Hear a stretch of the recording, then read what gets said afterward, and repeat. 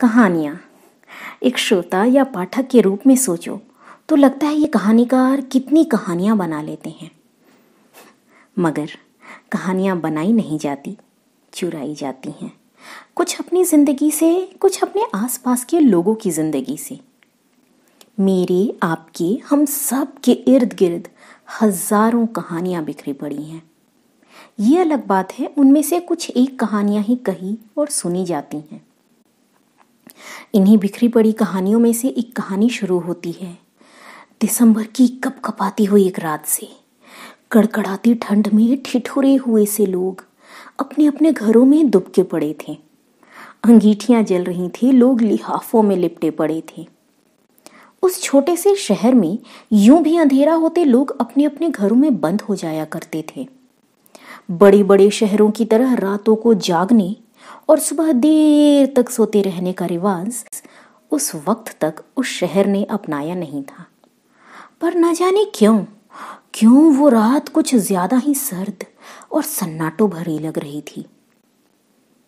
वो चाहती थी कि इस शांत वातावरण में वो भी चुपचाप सो जाए, लेकिन वो शोर उसे सोने नहीं दे रहा था। वो शोर जो सिर्फ वो सुन पा रही थी, उसके मन का शोर।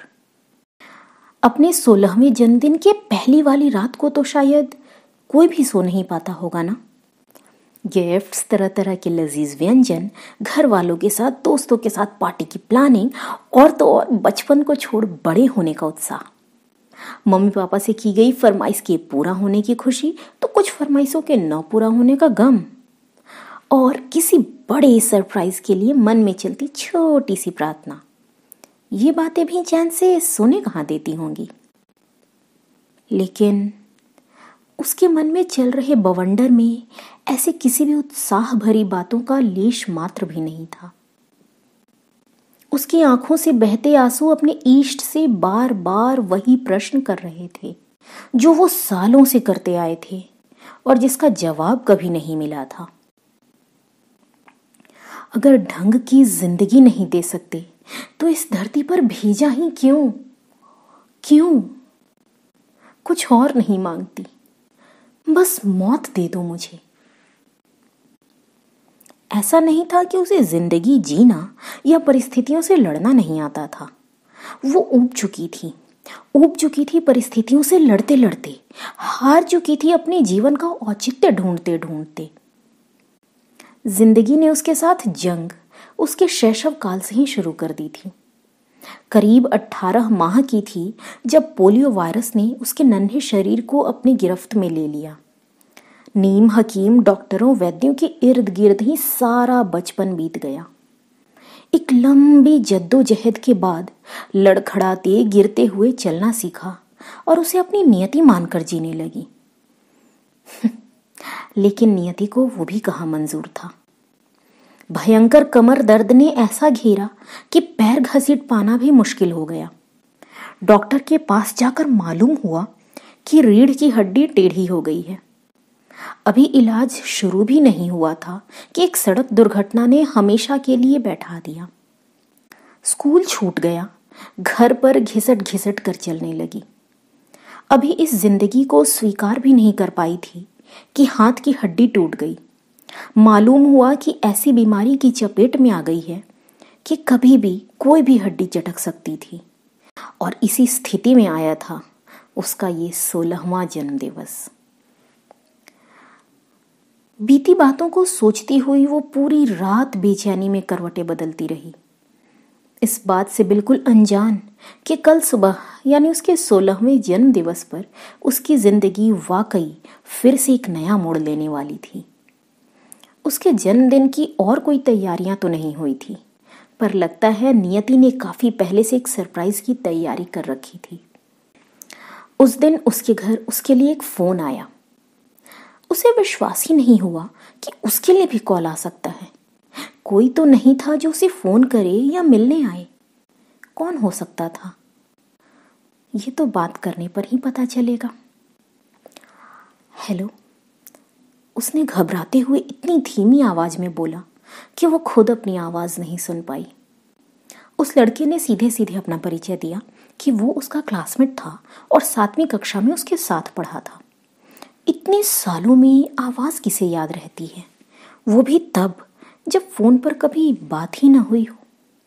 फिर भी उस लड़के को जाने क्यों संदेह हुआ कि फ़ोन पर दूसरी तरफ वो लड़की नहीं है जिससे बात करने के लिए उसने कॉल किया था। उसने अपनी तसल्ली के लिए दोबारा पूछा कि उसका फ़ोन सही जगह तो लगा है ना। कैसी हो? उसने पूछा। बुरी हूँ वो कहना चाहती नहीं थी, अच्छी हूँ वो कह नहीं पाई। कुछ पल के सन्नाटों के बाद उस लड़के ने दूसरा प्रश्न किया, क्या कर रही हो अभी? मौत का इंतज़ार, मगर वो भी तो लकी लोगों को मिलती है ना। इस जवाब से दोनों को झटका सा लगा। लड़की को समझ नहीं आ रहा था कि उसके मुंह से ये बात निकली कैसे। वो उसके सामने कोई दुखड़ा नहीं रोना चाहती थी और लड़के ने उस लड़की से कभी ऐसे जवाब की उम्मीद ही नहीं की थी। उत्साह से भरी लड़के की आवाज अचानक से गंभीर हो गई। मुझे नहीं पता कि तुम्हें क्या हो गया है। शायद तुम मुझसे अपनी बातें कहना भी न चाहो, पर मैंने जिस बात के लिए कॉल किया था वो फिर भी कहना चाहता हूँ। बहुत मुश्किल से इधर उधर से पूछ के आंटी का नंबर पता किया मैंने, क्योंकि मैं तुम्हें एक बात बताना चाहता हूँ। एक सड़क दुर्घटना में मेरे दाएं हाथ की 3 उंगलियां कट गई हैं। पता है, मेरे परिवार के सभी लोग एकदम परेशान हो गए थे, लेकिन मैं नहीं हुआ था, क्योंकि उस दौरान मुझे हर वक्त तुम याद आती रही थी। तुम्हारी स्थिति, तुम्हारी तकलीफें देखकर हमें बुरा लगता था, लेकिन तुम हमेशा मुस्कुराती ही रहती थी।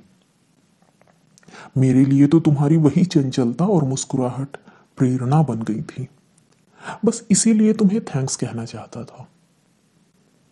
आज लेकिन तुमसे बात करके लगा ही नहीं कि तुम वही हो। और अचानक से फोन कट गया। लेकिन उस कॉल ने खुद डिस्कनेक्ट होने से पहले उस लड़की को जिंदगी से कनेक्ट कर दिया। वो अब भी अपने जीवन के हालातों के बारे में ही सोच रही थी, लेकिन अब उसे एक अलग दृष्टिकोण मिल गया था।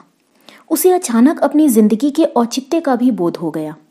जाने और कितने होंगे जो उसकी तरफ प्रेरणा के लिए देखते होंगे। उसके हार कर बैठ जाने से क्या उन लोगों की हिम्मत नहीं टूट जाएगी? शायद एक इसी लक्ष्य के लिए ईश्वर ने उसे इस धरती पर भेजा हो। अपनी 16वीं वर्षगांठ पर वो लड़की वाकई में बड़ी हो गई। उसे जिंदगी का अर्थ समझ आ गया। उस दिन से उसने फिर से जिंदगी को जीना शुरू किया। जिंदगी को बेहतर करने की इच्छा शक्ति जागृत हुई तो कई रास्ते अपने आप नजर आने लगे। ट्यूशन पढ़ाना शुरू किया, अपने पैसों से व्हील चेयर खरीदा और जिद करके छूट चुकी अपनी पढ़ाई को दोबारा शुरू किया। ऐसा नहीं था कि उस दिन के बाद से उसके किस्मत के दरवाजे खुल गए। ठीक परीक्षा की तैयारी के वक्त उसके दाएं हाथ का अंगूठा फ्रैक्चर हो गया, पर इस बार वो दुखी होकर नहीं बैठी कि उसके साथ तो बुरा ही होता है। उसने चुपचाप बाएं हाथ से लिखने की प्रैक्टिस शुरू कर दी। यही अब उसके जीने का अंदाज हो गया था। चावल बीनते वक्त उसने कंकड़ों की गिनती से ध्यान हटाकर चावल की मात्रा पर अपना ध्यान केंद्रित कर लिया था, और वो यूं ही जिंदगी में सफलताओं असफलताओं से बगैर प्रभावित हुए आगे बढ़ रही है। उसका ग्रेजुएट हो जाना या आत्मनिर्भर बन जाना, मैं सोच रही थी कि इस कहानी का अंत कहाँ करूं। तब ये एहसास हुआ कि इस कहानी का अंत तो हो ही नहीं सकता कहीं, क्योंकि ये कहानी किसी सफलता असफलता या संघर्ष की कहानी नहीं है। ये कहानी तो जिंदगी की कहानी है, जिसका सिर्फ एक मकसद है, बढ़ते जाना। आप किस गति से बढ़ रहे हैं इससे कोई फर्क नहीं पड़ता। शर्त बस एक है, बढ़ते जाना है। दौड़ सको तो दौड़ो, न दौड़ सके तो चलो, न चल सके तो घिसट कर आगे बढ़ो, लेकिन बढ़ते रहना जरूरी है। ये जिंदगी सिर्फ एक बार रुकती है, और जब वो रुकती है तो जिंदगी नहीं रहती। तो जब तक जिंदगी है बढ़ते रहना जरूरी है अपनी कहानी में नए नए आयाम जोड़ते रहना। क्या पता किसी दिन वो कहानी किसी कहानीकार द्वारा लिख दी जाए। क्या पता किसी दिन उसी कहानी को चुराकर लोगों को सुनाते हुए कोई एक नया शख्स बन जाए कहानीबाज।